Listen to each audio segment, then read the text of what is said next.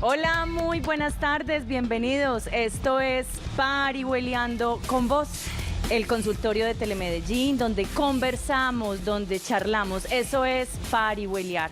Estamos en el canal Parque Telemedellín y hoy vamos a hablar de salud mental. Les cuento que la población mundial está envejeciendo rápidamente. Entre el 2015 y el 2050, la proporción de la población mundial mayor de 60 años se ha duplicado. Esto es que del 12% pasamos al 22% de la población mundial adulta mayor. Entonces, de este tema queremos hablar de los ciclos vitales en los adultos mayores. Y ya Andrés Felipe Rengifo los va a saludar. Andrés, Parihueliando con Vos. Parihueliando con Vos y Parihueliando con Vos, con cada uno de ustedes. Efectivamente, quienes todos los días de 4 a 5, a mí me gusta cuando usted pone así la manito, de 4 a 5 de la tarde, se le ve bonito, entonces yo la voy a imitar aquí un poquito. De 4 a 5 de la tarde efectivamente nos acompañan para parihueliar con nosotros, para acompañarnos en ese proceso de conocer sobre los temas que cada día les ofrecemos, gracias precisamente a sus solicitudes. Unos días nos vamos por la línea de la salud, donde incluimos salud mental, otras veces con temas jurídicos, donde tratamos a veces esos trámites que son difíciles de realizar con un especialista que también se sienta aquí a nuestro lado, y otros días hablamos de ciudades, sobre esa transformación, sobre esos procesos naturales de nuestra ciudad. Hoy, como les dijo Natalia, nos vamos por la línea de la salud mental y retomando ese contexto que me parece bien importante, no solamente se queda en cifras, Natalia, sino que nos ayuda a formar un poquito de conciencia sobre cómo estamos envejeciendo y cuántos estamos envejeciendo. Pero aquí, muy importante también el saber el cómo estamos envejeciendo. Y por eso quiero recalcar el tema del programa que nos lee Natalia, sí, adulto mayor, otras lógicas del ciclo vital. Porque en la lógica que conocíamos anteriormente, siempre estábamos preparándonos para envejecer y para un deterioro físico y mental. Pero las otras lógicas que planteamos hoy en Parihueliando con Vos son precisamente esas. Una persona que pasa los 60 años de edad todavía tiene mucha vitalidad, todavía está con todas sus capacidades mentales y son más pocas las que se van deteriorando. Entonces tenemos que tener esos dos escenarios y precisamente para que conozcamos entonces esas posibilidades que nos permite envejecer con calidad de vida es que tenemos al invitado de hoy, Natalia. Claro que sí, y lo más importante entonces del programa es entender cuáles son los hábitos, qué es lo que debemos hacer para prevenir y para tener entonces un envejecimiento sano y feliz. Y para hablar de esto entonces vamos a hablar con el psicólogo Daniel Cardona. Él es magíster en psicología y en salud mental. Él es psicólogo especialista en psicología clínica con énfasis en salud mental y magíster en psicología. Actualmente se dedica al ámbito clínico, consulta particular y docencia en facultades de psicología y posgrados de medicina. Daniel, muy buenas tardes, Parihueliando con Vos. Muy buenas tardes, gracias por la invitación a parihueliar en esta tarde. Que nos invita a pensar en el adulto mayor, como tú bien lo dijiste al empezar, sobre prevención y este dato importantísimo de que estamos envejeciendo sin duda. Bueno, entonces cuando hablamos del adulto mayor se piensa como en una edad que es 60 años, pero ahorita estábamos hablando y es que los 60 de ahora son los nuevos 50, la gente está muy vital, la mayoría de la gente que estamos viendo con toda esta tendencia de cuidarnos, de la buena alimentación, de los ejercicios, entonces hay muchas personas que llegan a los 60 años y están perfectos. Entonces, ¿cómo podemos describir de verdad una persona adulta mayor? ¿Qué es lo que le pasa al adulto mayor o cuál es el envejecimiento? Bueno, la verdad es que si hablamos de envejecimiento, desde el día que nacemos ya estamos envejeciendo. Incluso desde que somos bebés y estamos avanzando en nuestro ciclo vital, pues estamos empezando un proceso de deterioro. Eso es muy importante que distingamos, que envejecer es un proceso natural, es un proceso biológico y en cualquier etapa lo estamos haciendo. Podemos decir que hoy somos más viejos de lo que fuimos ayer, por así decirlo, porque nuestra vida ha transcurrido 24 horas más, ¿sí? Hablar de adulto mayor entonces como tal ya es pensar por ciclo vital una población alrededor de los 65 años. Y digo alrededor porque es la edad en donde ya se puede empezar a tener ciertos privilegios por ser denominado una persona de la tercera edad. Pero lo que tú dices es muy cierto y es un fenómeno contemporáneo. Los 60 pueden ser los nuevos 50, así como los 30 los nuevos 20 y en fin, porque es un asunto de la contemporaneidad, esto de poder enfocarnos en edades un poco más jóvenes, por los hábitos saludables que tú nombras, porque el mundo contemporáneo tiene más facilidades, por ejemplo, para que estas personas que están en esta edad tengan un estilo de vida autónomo, independiente, tengan acceso a servicios, tengan acceso a seguridad, tengan acceso a representaciones legales. Pues todavía vemos personas de estas edades que les ofrecen créditos, por ejemplo, que pueden comprar una casa, que pueden comprar un vehículo, que pueden como acceder a ciertos bienes, y no solamente en los bienes materiales, sino los bienes sociales, los bienes jurídicos, que es lo que más nos interesa también, que haya esta cobertura. Entonces, en términos legales está esta edad, pero psicológicos sabemos que, bueno, siempre a los 60 años todavía hay muchas posibilidades de seguir creciendo y de seguir como aumentando esa psiquis, o sea, el valor psíquico y la fortaleza psíquica no se va a perder en términos de salud mental. Muy interesante eso que tú me preguntas, porque creo que da una muy buena reflexión a nuestros televidentes que están ahí atentos de pensar si yo seré que estoy en la tercera edad, no estoy, porque esos también sabemos que crean unos estigmas. Por supuesto, y ahorita vamos a insistir mucho, nos vamos a ir a otras lógicas del ciclo vital. Eso incluso fue algo que quiso recalcar nuestro invitado desde el principio. Esa orientación es fundamental en el programa de hoy, pero para poder llegar allá, entonces no hablemos todavía de las otras lógicas, sino de la lógica que hemos conocido habitualmente. No le pongamos edad, no digamos que entonces actualmente ya es a los 60 o 65 años, sino que dentro del proceso natural de envejecimiento, cuando pasamos cierta edad y nuestro cuerpo reacciona de forma diferente a todo su entorno, va llevando unas dinámicas diferentes porque precisamente con el paso del tiempo no se desplaza igual, no vive igual, no duerme igual, no come igual. Eso también afecta su psiquis. Entonces hablemos de ese proceso natural del envejecimiento. ¿Con qué nos debemos enfrentar para que de verdad nosotros nos preparemos, sepamos que es que eso va a pasar y que realmente es un proceso natural de nuestra vida, tanto físico como mental? Andrés, mira, hay unos procesos que a todos nos van a ocurrir, es decir, unos procesos donde, indiferente al estilo de vida que tengamos, pues esto va a pasar, ¿cierto? Desde el envejecimiento celular, que eso ahí no hay nada pues que yo pueda como retroceder, sino que eso va a ocurrir. Obviamente todo esto que nombramos depende de características subjetivas con las que las personas vivan, ambiente social, ambiente familiar, ¿sí? Pero ¿qué tenemos que prepararnos?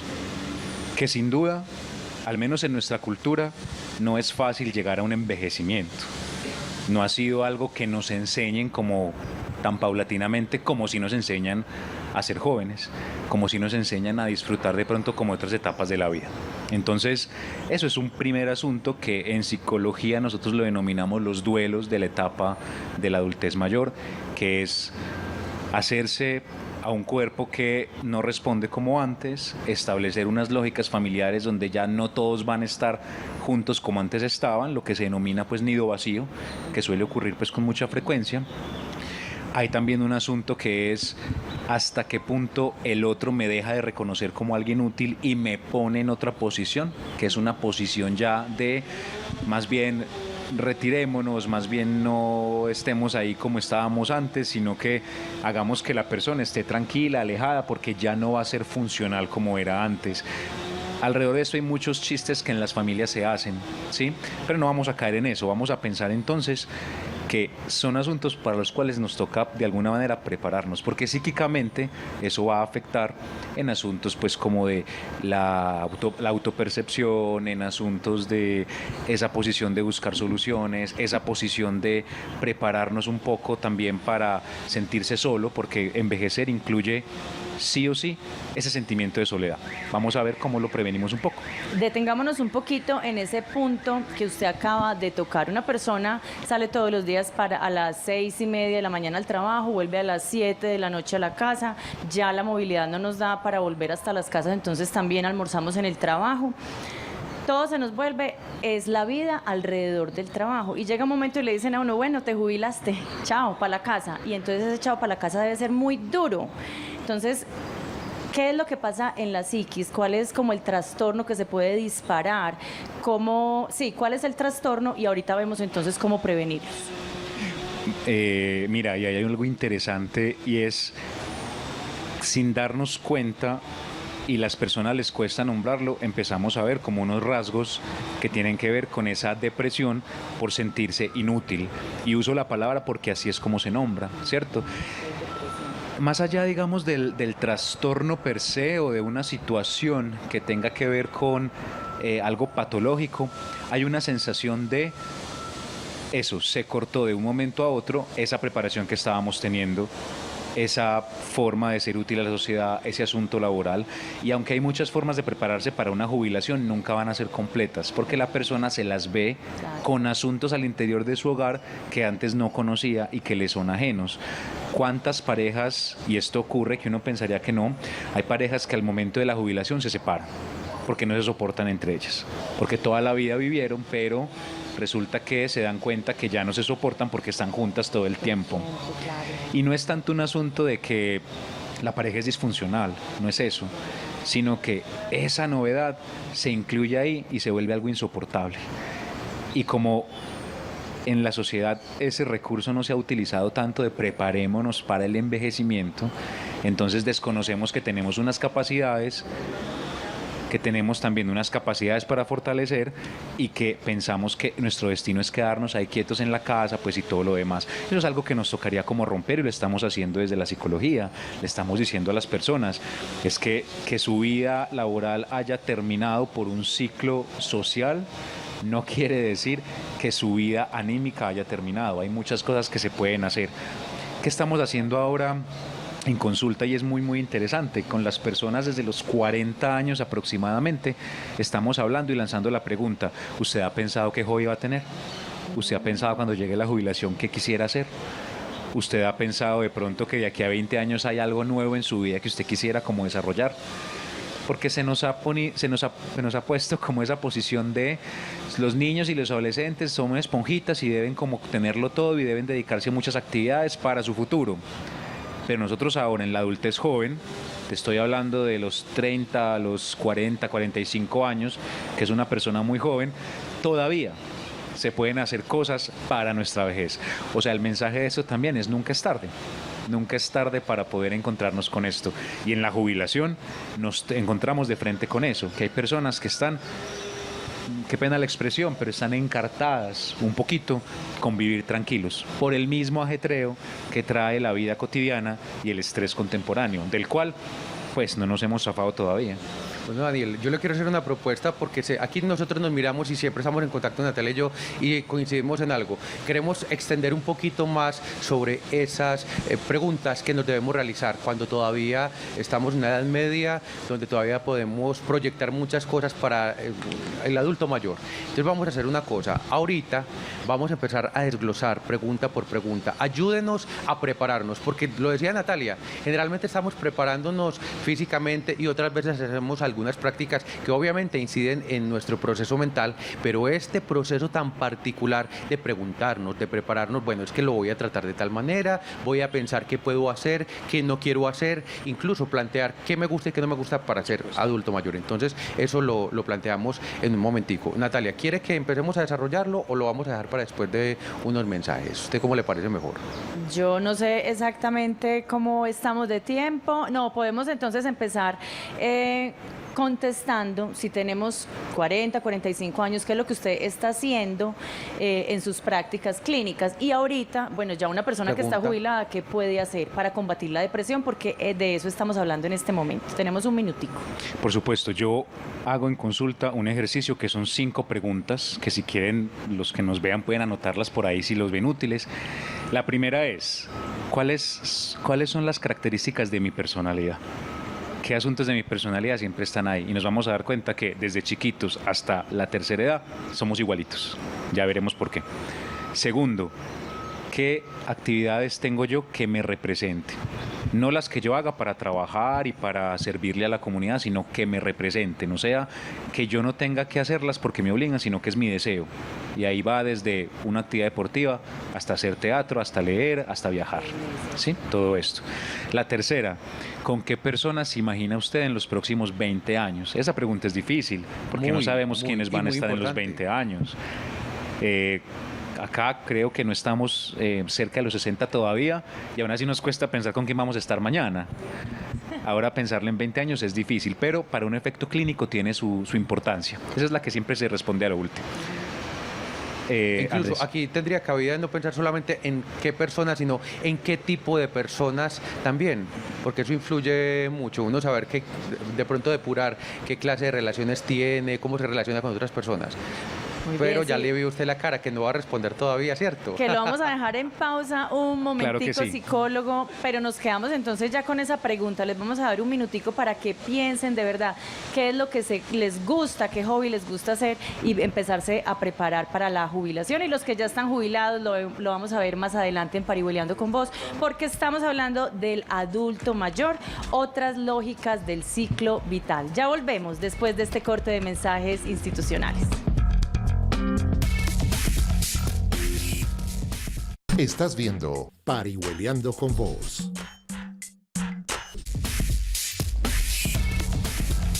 Y seguimos parihueliando con vos y hoy parihueliamos de salud mental sobre el adulto mayor y otras lógicas del ciclo vital.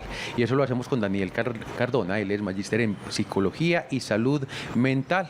Bueno, Natalia, María, ahorita estuvimos muy juiciosos haciendo como ese recuento de nuestro programa, porque al finalizar el bloque anterior habíamos planteado. A ver, nuestro invitado nos dijo, nosotros nos debemos preparar para cuando somos adultos mayores, debemos plantearnos algunas preguntas, debemos saber qué hobby queremos practicar, a qué nos queremos dedicar, con qué personas nos proyectamos los próximos 20 años y dejamos ahí pendiente, no solamente el nombre de las personas, sino que muchas veces no sabemos ni siquiera con quién vamos a pasar el día de mañana, pero también lo dejamos ahí. Entonces, ¿qué tipo de personas, con quiénes nos vemos alrededor? Porque eso nos ayuda a filtrar. Ahí íbamos entonces cuando nos fuimos a los mensajes institucionales. Vamos a retomar esa pregunta, por favor, y algo muy importante, ¿con café o sin café? Por supuesto, con café todo el tiempo. Yo creo que le va a dar varias dosis de café a Natalia, ni Sí, le sí, sí. pregunto. ¿O no quiere? ¿Hoy no quiere? No, mijo, ¿por qué? Ya tiene su café. Adelante. Bien, pues, Daniel. Esta pregunta tan importante y tan compleja, de ahí pues su importancia, es que nos encontramos con muchas personas que nos van a decir, ¿sabe qué? Yo no quiero estar con mis hijos. Yo prefiero estar con mis amigos, o yo prefiero estar con mi tía, o prefiero estar con otras personas, porque también se nos ha enseñado que a partir de cierta edad, entonces como hijos, somos los únicos que tenemos que estar con nuestros padres y de pronto ellos quieren otra compañía. Y no porque nos dejen de querer, sino porque también todavía a los 60, 65, 70 años y más, hay sujetos que desean, que son pulsionales, como decimos en psicología, y que nos dicen, a mí eso me gusta y a mí eso no me gusta. Entonces es importante como escuchar eso. Eso nos va a llevar a esta cuarta pregunta, que es la que también me quedó en el tintero, que es cómo se manejan las emociones. ¿Cómo usted ha manejado sus emociones en los últimos 15, 20 años? ¿Qué nos han dicho las investigaciones? Y esto está técnicamente pues revisado. Como nosotros manejemos nuestras emociones, resolvamos nuestros conflictos y logremos encontrar salidas a situaciones en nuestra vida alrededor de los 30 a los 45 años, es como vamos a vivir nuestra vida en los 65 en adelante. Es decir, toda aquella permeabilidad que hemos hecho en la adultez joven, hasta los 45 años, es la que nos va a permitir hacer a partir de los 65, un estilo de vida también importante con nuestras emociones y con la salud mental. Este mensaje que también vaya para las personas que a los 40 dicen, yo ya que voy a aprender, yo ya soy así. No, hasta los 45 y 50 años todavía podemos aprender y reaprender. Eso es lo que nos toca romper del ciclo vital. Por eso yo planteo otras lógicas del ciclo de desarrollo. Porque si vamos por el ciclo del desarrollo ya aprendimos, pero no. También podemos desaprender esas etapas de la vida. Y eso es muy bonito. Daniel, discúlpame, y yo digo que hasta más porque yo tuve compañeros aprendiendo inglés de 70, 65 años se habían jubilado y ellos estaban estudiando tranquilos. Lo que pasa es que no tenían la presión de, ay, tengo que estudiar para el examen, tengo que estudiar para la universidad, sino que estaban aprendiendo porque quieren, o lo que hemos visto aquí en la Universidad EAFID, que hacen este trabajo con adultos mayores. Entonces, se puede seguir aprendiendo si usted tiene la capacidad cognitiva, 80, 85, si tiene la capacidad cognitiva. Y no por presión necesariamente, sino por una opción, por una elección de vida. Natalia, yo quiero entonces aquí que retomemos este asunto porque definitivamente hoy ha sido un aprendizaje grandísimo. Nosotros que estamos por esta edad, que estamos, ya sabemos qué queremos, cómo nos proyectamos, pero nunca habíamos pensado, por ejemplo, cuando llegamos a los 60 años, entonces hoy recalcar, aquí hay dos aprendizajes fundamentales. Uno, si nos podemos preparar mediante todas estas preguntas, proyectándonos en ese momento que queremos desde nuestra actualidad, pero también desde nuestro momento actual, perdón. Y también, muy importante, que de verdad creo que muchos televidentes no lo habían planteado, es el hecho de saber que como nosotros estemos entre los 30 y los 45, 50 años, definitivamente tenemos que buscar tenemos que seguir en esa búsqueda de la maduración, del manejo de las emociones, o sea que es el momento real donde nos debemos preparar. Entonces creo que eso lo debemos recalcar hoy en Parihueliando con Vos, como las dos primeras conclusiones, Natalia. Sí, como conclusión, perfecto, pero yo quisiera, ¿usted quiere que nos detengamos ahí o ya empezamos a decir Empecemos, las personas sigamos. de pronto que ya tienen 75 años, que han perdido sus capacidades? Usted ahorita habló de una palabra muy bonita, funcionales, de pronto las personas que ya le tienen que ayudar a ir al baño, que ya físicamente no están bien, cognitivamente, esas personas, ¿qué deben hacer entonces? Ya pongámonos en una edad más avanzada con discapacidades, digámoslo así. Muy bien, primero yo diría pues que yo pasaría el resto de mi vida tomando un café así. Qué bueno. Bienvenido Sabe, otra vez otra entonces dosis. por acá. Mira, eso que tú nombras tiene que ver con esa quinta pregunta que también hacemos en consulta, que es, si usted se fuera a enfermar, ¿cómo vería la dependencia hacia el otro? Porque sabemos que es un tema que atraviesa. Por eso les nombraba hace un rato, esto de la soledad, que es algo casi que inevitable. Porque la soledad no es estar solo, sino que la soledad es no podérmelas ver con mis recursos, no poderlas hacer con lo que yo construí y con lo que tengo. Entonces, ¿de qué me sirvió construir pues una etapa de vida para prepararme para eso si no soy autónomo? Pues bien, ahí hay un tema importante. También es importante que podamos preparar un poquito ese panorama, cómo va a ser. Ahí sí hay que tener en cuenta que la familia no siempre es la única que debe saber y tener todos los conocimientos al día, sino que también hay profesionales que se encargan de eso y apoyarnos. Qué bonito que pudiéramos también como contar siempre con el apoyo de la gerontología, como esa ciencia que se encarga de decirnos hay un apoyo familiar a estas situaciones cuando una persona está en dependencia cognitiva, dependencia de desplazamiento y en dependencia de ritmos biológicos, ¿cierto? Hay personas que me dicen, ¿sabe qué? Yo definitivamente quisiera pasar gran parte del resto de mi vida en un hogar geriátrico, porque allá sí me pueden cuidar.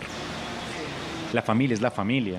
La familia no tiene por qué volverse ni enfermera, ni volverse médica, ni volverse trabajador social. No, la familia, es la primera fuente de apoyo. Pero a veces encontramos que eso es una frustración importante en los miembros de la familia y aparece ahí sí este síndrome que en el trabajo llamamos el síndrome de burnout, que es el síndrome del trabajador quemado. Pues también lo hay en la familia. Se llama el cuidador quemado. Sí, señor. Que a eso le podríamos dedicar todo otro programa. Pero el síndrome del cuidador quemado consiste básicamente en que la familia se cansa de cuidar, está cansada, dejó todas sus actividades de lado por cuidar a otra persona y ese asunto que empezó como algo del lado del amor, de lo afectuoso, de lo estoy aquí para ti, se convierte muy dolorosamente en una relación agresiva. Y es ahí cuando vemos estos asuntos donde yo no sé qué pasó, pero le pegué a mi mamá. Yo le di unas pastillas para que se durmiera, porque no me la aguanto más. Son verbalizaciones que son muy fuertes, pero las encontramos y están ahí. Entonces miren que la preparación no es solamente para una persona, es para todo un grupo familiar que se encarga pues como de trabajar con eso. Yo como psicólogo siempre recomiendo, trabajemos con los psicogerontólogos, porque ellos tienen un conocimiento importante y tienen esa paciencia que otras personas en la familia no tienen, y que sea eso también un mensaje para que los familiares pues también se quiten un poquito como esa culpa de decir yo que no estoy ahí para cuidar, yo que no estoy ahí para atender, porque no siempre hay que estar. Daniel, usted lo que acaba de decir ahí, perdón Andrés un segundo, no es para juzgar. Mire, una persona que está cuidando a otra y no puede dormir, está cansada, no tiene paciencia y la persona enferma sigue y sigue y uno puede llegar entonces en ese momento a gritar, a tratar mal a su padre, a su hijo, a la persona que está enferma. Entonces, lo que usted acaba de describir no es para juzgar, sino por el contrario, para ofrecer esa ayuda a las personas que están cuidando. Por supuesto, Natalia, y lo intuía porque yo me di cuenta que el énfasis que hizo cuando nos mencionaron a los cuidadores, que quizás ahorita podríamos desarrollar un poquito más sobre ese tema, pero también quiero seguir con esta misma línea porque hay una preocupación, Natalia, sobre lo que estamos preguntando. Tenemos clarísimo ya esa preparación que debemos tener desde mucho más jóvenes, pero no todas las personas son tan privilegiadas como para poderse proyectar, no todo lo tienen tan resuelto a una edad mediana. Cuando nosotros hablamos con los televidentes de Parihueliando con Vos, nos damos cuenta, en la ciudad hay muchas problemáticas referentes precisamente a las dificultades económicas, sociales, los conflictos que hay en cada una de nuestras comunas. Y no todo el mundo tiene ese privilegio de estar tan tranquilo, tan sereno para pensar a los 40, 45 años, si ni siquiera ha podido solucionar su vida a esa edad. Entonces hay un trabajo particular, hay un trabajo especializado que se pueda realizar con esas personas que de pronto todavía tienen mucho que solucionar a esa edad mucho más temprana. La invitación de esto no es como, bueno, deje todo de lado y prepárese entonces para esto que viene, porque la vida pues está continuando y no siempre vamos a estar en lo que tú dices, Andrés, en esa capacidad de tranquila para poder planear y dedicarnos como aparentemente pues se desearía. La invitación, ¿cuál es? Siempre, siempre, siempre hay una posibilidad para poder hablar de esto. Siempre, siempre hay una posibilidad para poder decir, yo siento que en mi vida, indiferente al ritmo que tenga, algo yo puedo empezar a modificar, así sean como pequeñitas acciones que incluso no necesitan de costos económicos muy grandes. Siempre hay algo que yo puedo empezar a disfrutar y a pensar distinto para planear eso que viene a futuro. La psicología, la salud mental nos ha mostrado eso, que nuestro discurso es preventivo. Entonces, sabemos que hay muchas realidades en nuestra ciudad, sabemos que tenemos un sinfín de situaciones, pero la invitación es que, indiferente pues a esas situaciones, podamos pensarnos siempre nuestros actos y cómo estamos ahí respondiendo. Eso es subjetivo, cada uno tendrá su manera de hacerlo, pero siempre será mi invitación. Daniel, pero entonces en los 40, 45 empezamos a tener buenos hábitos, prevención, y llegamos a la vejez. ¿Cuál es el momento, cuáles son las alertas que nos pueden dar como para decir, bueno, ya esto le tengo que poner atención, ya tengo que visitar al médico, porque entonces pues algo físico no se da cuenta si de pronto un pie no está funcionando, pero a veces uno no se da cuenta si la mente le está jugando una mala pasada? Entonces ahí en la parte cognitiva quisiera que nos detuviéramos y alertas que podamos decir, cuando se nos están olvidando las cosas es una alerta, ¿cuáles serían? Natalia, sí, una alerta importante es cuando sentimos que algo de nuestra cotidianidad se empieza a desubicar, ¿cierto? Esto que yo cotidianamente venía haciendo me está costando más, me está generando como alguna dificultad o estoy siendo más dependiente para poderla hacer. Esa es una muy buena alerta, digámoslo así. Lo que pasa es que nosotros lo dejamos pasar muchas veces por alto y decimos, no, hoy amanecí elevado, definitivamente pues algo me pasó que no caí en cuenta de lo que pasó, o estoy pensando en otras cosas, o mírame tan elevado, pero sí hay como unas alertas. Por supuesto, en enfermedades de demencia y en enfermedades de deterioro cognitivo, deterioro pues a nivel hereditario, a nivel genético, pues son muchas, pero siempre las alertas es que en nuestra cotidianidad está empezando a costarnos realizar. ¿Por qué por ejemplo, por qué estoy entrando al baño, pero me cuesta subir ese pie para meterme a la ducha, por ejemplo? ¿Por qué en ocasiones me está costando calcular el tiempo en que el café debe hervir? ¿Por qué a veces se me olvida la dirección a la que tengo que ir? Porque ya no disfruto tanto de estar con las personas que antes disfrutaba y me quiero encerrar. Son alertas que hay que pensarlas también. 1, son rasgos de personalidad que están ahí acrecentándose. O 2, hay algo también de unos primeros síntomas de que empieza a haber como esa posible pérdida de la lucidez ante ciertas cosas. Y lo que tú dices es cierto, no es por juzgar, ni estamos como haciendo un llamado de atención, ni estamos sentenciando algo, porque eso nos puede pasar a los 30 años. A los 30 años también se me puede olvidar cómo hervir el café, por cualquier razón. Pero en el caso de los adultos mayores, más o menos cuando estamos después de los 50 años, este tipo de cositas son alertas para poder consultar. Sabes, muchos consultan y se dan cuenta que no es un tema médico, se dan cuenta que es un tema emocional. Algo del temor al envejecimiento hace que yo me prive de ciertas cosas y el mismo temor que hace que me paralice. Y al paralizarme, ¿cómo se muestra en lo real? Con eso, se me olvidó salir a la calle, se me olvidó hervir el agua, se me olvidó, me canso más, porque hay como una especie de fatiga crónica que empieza por algo del miedo también en lo mental. Entonces la idea es eso, ver cómo no nos asustamos tanto con el envejecimiento, porque pues igual nos va a pasar. De hecho, estamos envejeciendo, somos más viejos ahora que cuando empezó el programa. Claro, nos va a decir ahorita más adelante algunos consejos entonces para estar muy alertas y para ejercitar la mente, por ejemplo.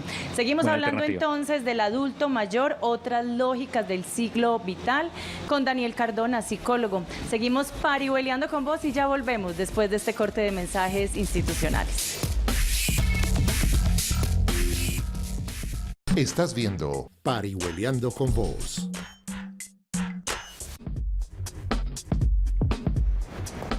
Y seguimos parihueleando con vos y hoy parihueleamos de salud mental sobre adulto mayor y otras lógicas del ciclo vital con Daniel Cardona, magíster en psicología y salud mental. En el segmento anterior, pues Natalia aprovechó como para hacer esa introducción sobre cuáles son esas alertas que tenemos cuando estamos pasando entre esa edad mediana, los 40 y tantos, los 50 años, y ya estamos acercándonos a ser adultos o personas mayores. Entonces, ¿qué es lo que pasa en nuestra mente, por ejemplo, que era la mayor preocupación, como para cuando nosotros nos debemos dar cuenta, aquí hay que prestarle atención, aquí debemos actuar, aquí tengo que buscar ayuda, por ejemplo? Entonces, ¿qué tal si hablamos de dos casos muy puntuales, que no a todas las personas les sucede, pero que precisamente por eso es que debemos estar también atentos? Hablemos sobre la demencia y la depresión en las personas mayores, Natalia. Entonces arrancamos con la demencia. ¿Listo? Muy importante lo que dices, Andrés, en esa vía. Esto no le pasa a todos por igual. Inclusive aunque sea el mismo diagnóstico, no todos tienen la misma presentación de los síntomas. Eso es algo completamente subjetivo. Y tanto las demencias como las enfermedades congénitas, como las depresiones, en fin, todo esto que habla de un deterioro, en todo momento tiene que ver con una historia de vida también. Entonces, por eso es subjetivo. Muy bueno eso que tú dices, Andrés, para poderlo entender, que no a todos les pasa por igual. La demencia es un proceso que puede empezar desde muy temprana edad, también, insisto, dependiendo de nuestra historia, dependiendo de los hábitos que hayamos tenido, dependiendo muchas variables, pero básicamente se refiere a un deterioro cognitivo donde el contacto que tenemos con nuestra realidad se empieza a ver un poquito diezmado y se presentan como alteraciones de la memoria, alteraciones físicas, alteraciones en los movimientos y alteraciones en el recuerdo, como de la memoria a corto plazo, por ejemplo. Entonces vemos personas que a los 80 años, por ejemplo, son muy hábiles recordando cómo fue el primer cumpleaños que tuvieron con su hijo, pero no recuerdan qué hicieron ayer, ¿cierto? Entonces, eso es como un asunto del lado de la demencia. Médicamente, por supuesto, tiene un tratamiento. Psicológicamente, nosotros abordamos es a la familia, porque es la familia la que va a convivir también con una persona que está en esta situación. Sobre todo por lo doloroso que es ver cómo una persona que tú conoces toda la vida se desintegra. Se desintegra es que empieza a perder ciertas nociones de su personalidad y deja de responder como siempre lo ha hecho. Entonces, ¿cómo es posible que Natalia, que toda la vida ha sido tan feliz viendo este programa, que siempre salía a caminar, de un momento a otro no le guste, hace pataleta y me empieza a mirar feo? Ese tipo de cosas. Eso es como un efecto también de algo como esa demencia. No confundirse ni con el Alzheimer, que tiene otra característica, sino que la demencia es algo que puede ocurrir desde otra lógica también. Eso es como el principal diagnóstico diferencial. Antes de pasar a la depresión, digamos, ¿cuál es la otra característica del Alzheimer?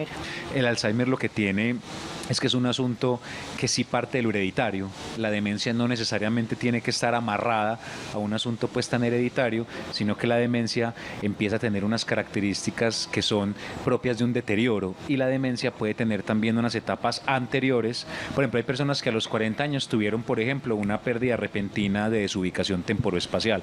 ¿Dónde estoy? ¿Yo para dónde iba? ¿Por qué estoy acá? ¿Con quién estoy? Un evento que quedó así tranquilo.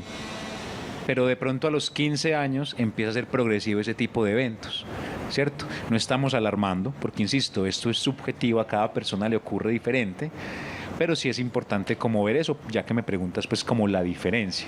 Ahí pues de Alzheimer no tengo mucha información para darles pues como ahora, pero sí es importante tener como clara la diferencia, porque muchas veces nos asustamos pensando que hay ciertas enfermedades y en verdad estamos ante un deterioro normal. Pongo entre comillas la palabra normal, porque sabemos que aunque sea normal, no deja de ser algo para prestarle atención. No, y es que en realidad cada enfermedad nos daría para un programa, pero hoy lo estamos viendo es como rápidamente para ver síntomas y sobre todo para ver cómo podemos prevenir en la vejez. Vámonos entonces para la depresión.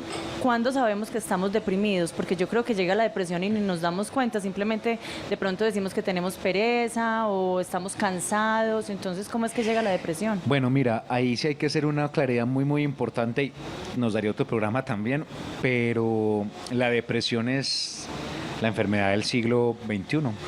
Es decir, tú dices unas estadísticas muy interesantes al principio del programa sobre la población de vejez, que por cierto podemos decirle viejos, no hay problema, o sea, eso está técnicamente avalado. Para los que sientan que es una palabra despectiva, no lo es, lo podemos decir. La depresión, digamos que es la mayor causa de enfermedad en salud mental actualmente, ¿cierto? La depresión, por lo tanto, también va a afectar a las personas adultas mayores. ¿Cuál es una característica importante para saber cuándo hay una depresión a cuándo hay un asunto de tristeza como una emoción, ¿cierto? Depresión es cuando perdemos el deseo, cuando estamos perdiendo el deseo por las cosas que hemos hecho siempre, cuando empezamos a encontrar que las situaciones ya no nos gustan, ya no nos llaman la atención, ya nos ponemos de pronto como en una posición de resistencia ante ciertos asuntos. Cuando cuesta de pronto pararse de la cama, cuando se pierde como a veces un sentido por nuestra apariencia, gracias por nuestra apariencia personal. Entonces, yo para qué me voy a arreglar, para qué me voy a vestir, para qué me voy a peinar, para qué me voy a bañar, como ese tipo de cosas. Cuando obviamente viene acompañado de una prolongación de superior a los 2 meses, que vengan esos episodios constantes, ahí podemos ver que hay un asunto del lado de la depresión. Y el tratamiento, pues bueno, es farmacológico, es psicológico, es social, es familiar. Yo me ocupo pues obviamente del lado psicosocial, pero sí es un asunto que cubre al adulto mayor en tanto que le lanza una pregunta que es: ya no tengo las formas de encontrar recursos como antes lo hacía. Eso es como lo que encontramos en los adultos mayores. Y es triste escuchar también cuando nos dicen: es que yo para qué voy a seguir haciendo cosas, ya no tengo nada para mí. Yo pues ¿dónde encuentro la felicidad ahora? Si esto ya está completamente obnubilado, ya está completamente tachado. O sea, prácticamente lo que yo les devuelvo a algunos es: o sea que usted me está diciendo que usted ya se murió. No, no estoy diciendo eso. Ah, pero es que parece. Entonces, cuando empezamos con ese discurso, nos damos cuenta que esa depresión toma las esferas físicas, sociales, biológicas, y que muchas depresiones son un llamado de atención también. Es decir, estoy encartado con esto, no sé qué hacer, se supone que yo debo saberlo, pero no sé qué hacer. ¿Qué podemos hacer? Entonces, la pregunta que nos hacen ellos.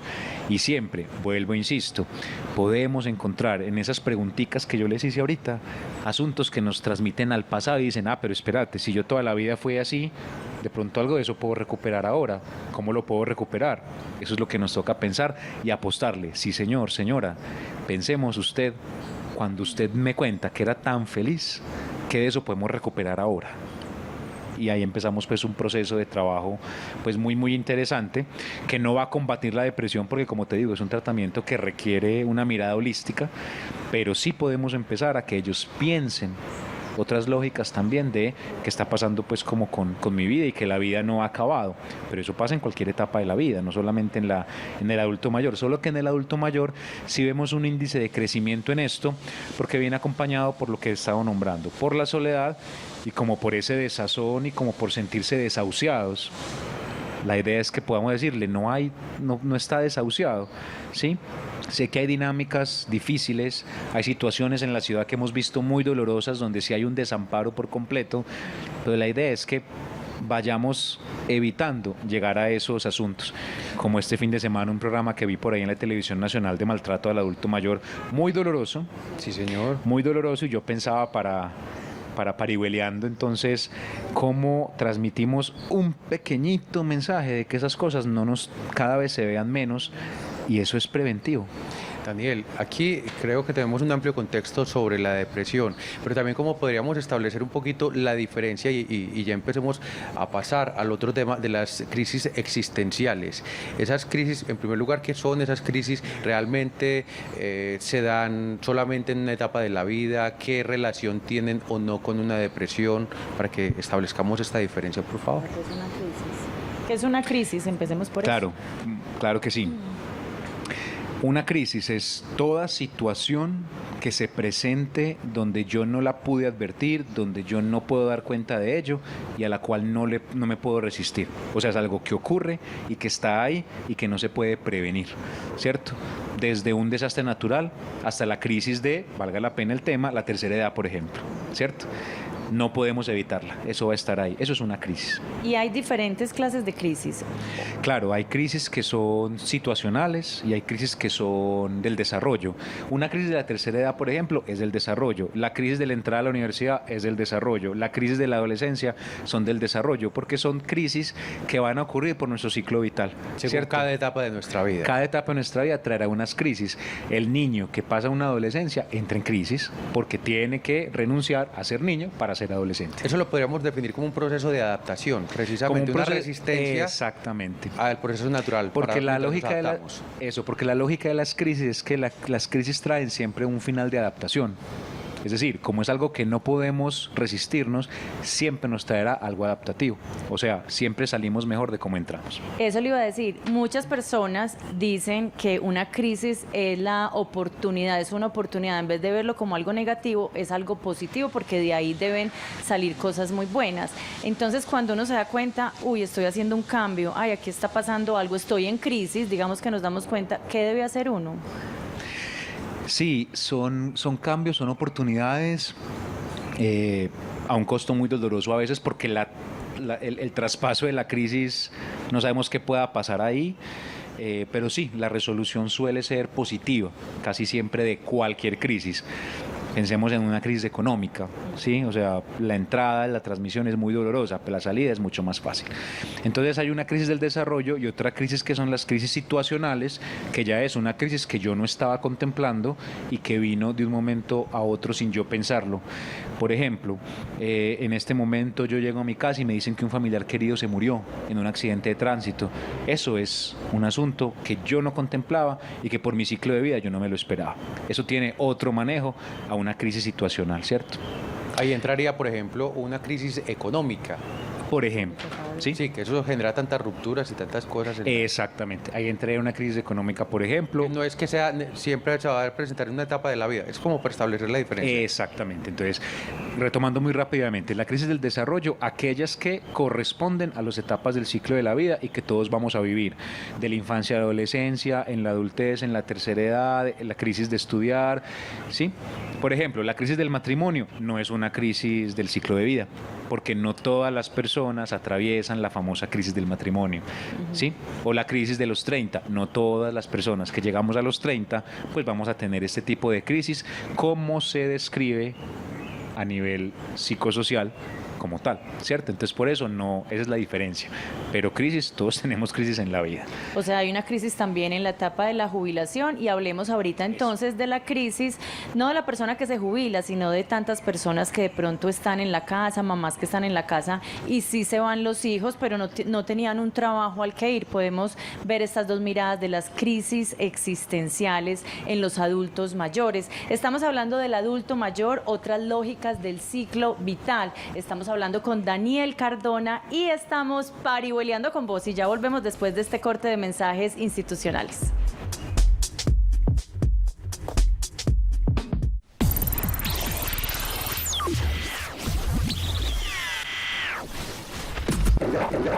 Estás viendo Parihueliando con Vos.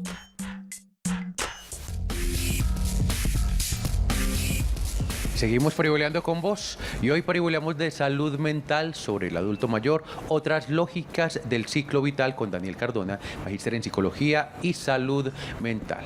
Y en el segmento anterior, Natalia, estábamos hablando de las crisis, planteamos el tema de las crisis existenciales.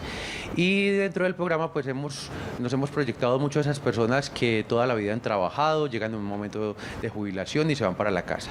Pero también usted ahorita decía, bueno, y no solamente son las personas que vienen de trabajar afuera en la casa. Hay muchas personas que han pasado toda su vida en su casa, por ejemplo, las amas de casa, pero igual llegan a una etapa de la vida donde todo cambia, donde sus condiciones cambian, porque son personas o adultos mayores. Hablemos en esos casos particulares. También se puede presentar crisis. ¿Cuáles serían y cómo manejarlas? Por supuesto que presentamos crisis como les digo, en cualquier etapa del ciclo vital, en cualquier condición que tengamos social, laboral.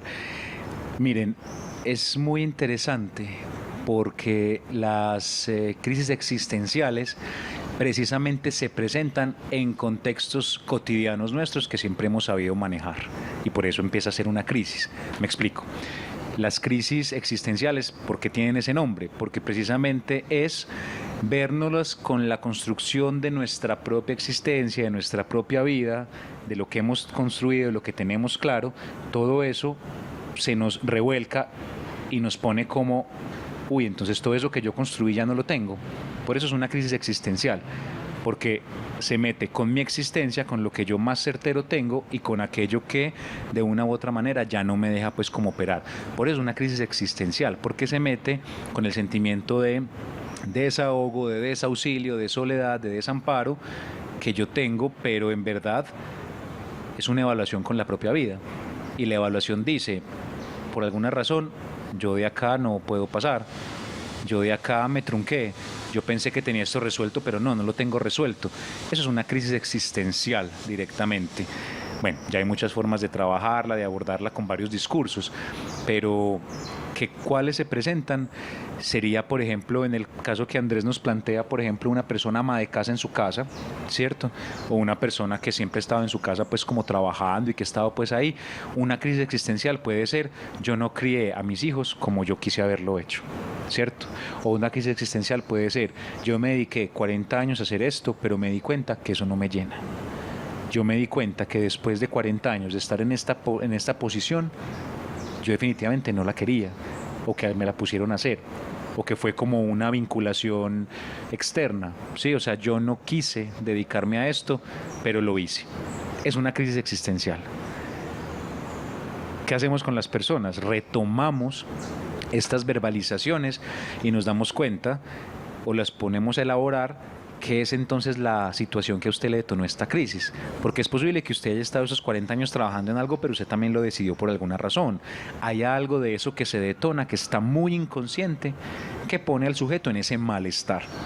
Ese malestar que me dice, yo no entiendo por qué estoy haciendo esto hace 40 años, yo no entiendo cómo hago entonces para que la gente me entienda cuando yo he estado todo el tiempo en esta posición, ¿cierto? O sea, es un desamparo muy, muy difícil que viene acompañado de otros síntomas que habrá que revisar ya en lo clínico.